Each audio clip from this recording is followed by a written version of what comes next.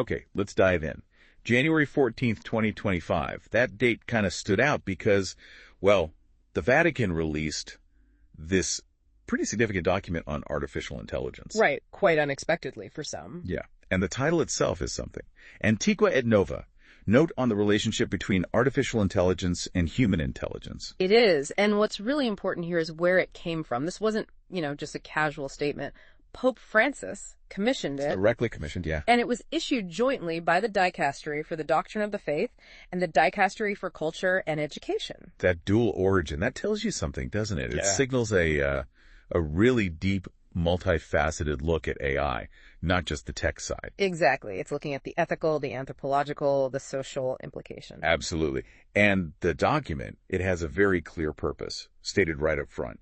It aims to guide, well, policymakers, scientists, really all of us trying to figure out this AI stuff. To make sure it actually serves humanity in the end. Okay. It's about being proactive, not just reactive. Right, shaping it for good. And the scope they cover is pretty broad. You've got the positive potentials AI in healthcare, education, economic development, the things we often hear about. The hopeful side. But, crucially, they don't shy away from the harder issues.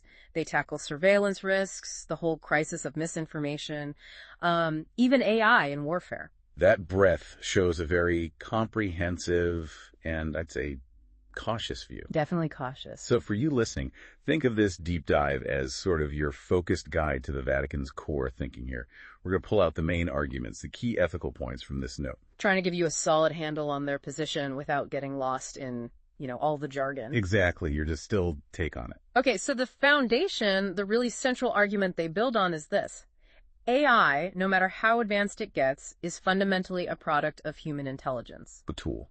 It's a tool created by us. It's not some new, superior form of intelligence about to replace us. That feels like a really critical distinction they're making from the outset. Because AI is amazing at processing data, right? Incredible speed, massive amounts. Unbelievable amounts, yeah. But the Vatican is stressing that human intelligence is just different. It's tied to our rationality, our moral conscience, our capacity for love, for solidarity, things beyond computation. And what's interesting is how they connect this to a long history of thought. They bring in Aristotle, St. Thomas Aquinas, Pope Francis's own writings. So grounding it philosophically and theologically. Precisely. All pointing to this idea that human intelligence has dimensions far richer than just processing information. There's a qualitative difference. And they put it very directly in the document, quote, AI has extraordinary capabilities to perform tasks, but it does not possess the ability to think, to love, or to make moral choices in the way a human person does. That statement really sets the framework for all the ethical concerns that follow. It has to, right? Yeah. Because if AI isn't human, then how do we handle it ethically? Exactly. So building from that foundation, the document then really digs into the significant ethical risks that come with, let's say, unchecked AI development. It's not anti-AI, but it's definitely urging caution. A very strong caution. One major area they flag is AI and truth.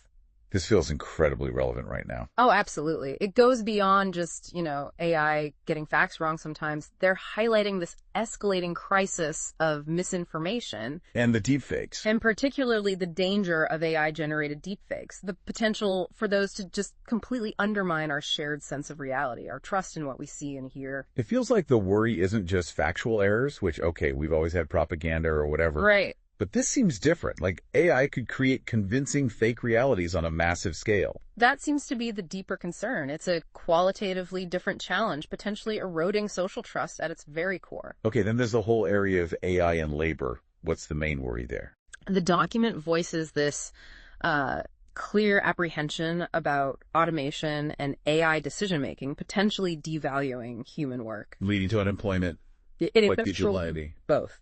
The fear is that if we just optimize for efficiency using AI without considering the human element, we could see significant job displacement and a widening gap between, those who benefit and those who are left behind. So it's not just about whether a robot can do the job, but what happens to people in society when it does. Exactly. They're centering the human cost, the dignity of work, and the risk of greater inequality if we aren't careful. And the surveillance aspect. That sounds pretty concerning too. It is. The document issues a strong warning about using AI for mass surveillance. Where's the line?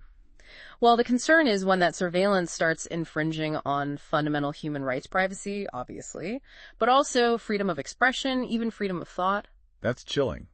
The idea that constant AI monitoring could actually change how people think or express themselves. It touches the very core of human dignity and autonomy, doesn't it? If you feel constantly watched and analyzed, how free are you really? It raises huge questions. Then perhaps the starkest warning is around AI in warfare. Yes, this is where they draw a very clear line. What do they say specifically? They offer an unambiguous condemnation of lethal autonomous weapons systems, law Ws. The quote is powerful. No machine should ever choose to take the life of a human being. Wow, that's absolute no ambiguity there. None. It's a profound ethical stance against delegating the decision to kill to an algorithm.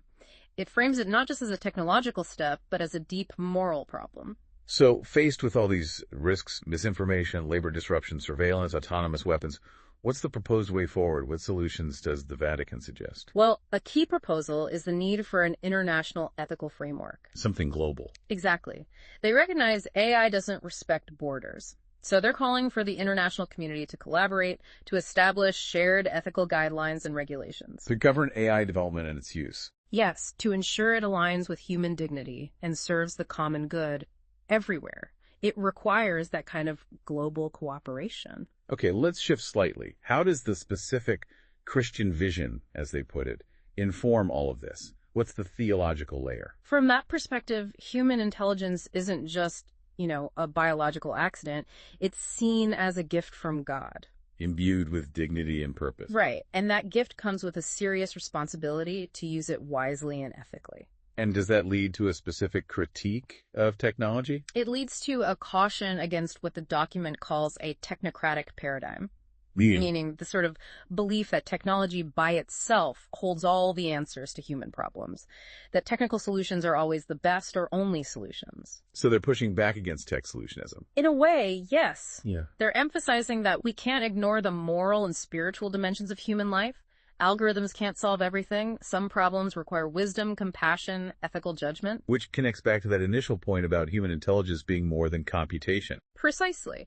And this really echoes Pope Francis's consistent message over the years. He's not against progress or technology per se. No, definitely not. But he insists, again and again, that advancements must be ethical, they must be just, and crucially, they must always consider the impact on the poor and the vulnerable. That concern for the vulnerable seems central. It's a core ethical benchmark for evaluating any technology, including AI, from their perspective. Okay, so pulling all these threads together, the risks, the ethical framework, the theological view, what's the final call to action from the Vatican here? What do they want people to actually do?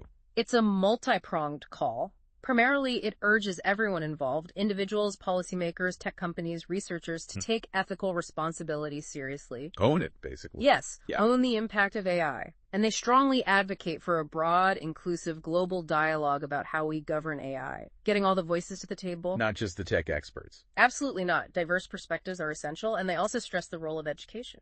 They encourage educators, parents, religious leaders to help people develop critical thinking skills and, importantly, moral discernment. So people can navigate this complex digital world thoughtfully. Exactly. To understand the technology, but also its ethical implications and make informed choices. And the ultimate goal behind all this. The overarching aim, it seems, is to guide things so that technology remains firmly in the role of serving humanity. Not the other way around. Not the other way around. To ensure it enhances human dignity, rather than diminishing or dominating it, keeping the human person absolutely central. So if we had to boil it down, the key takeaway from this Vatican document is really that message.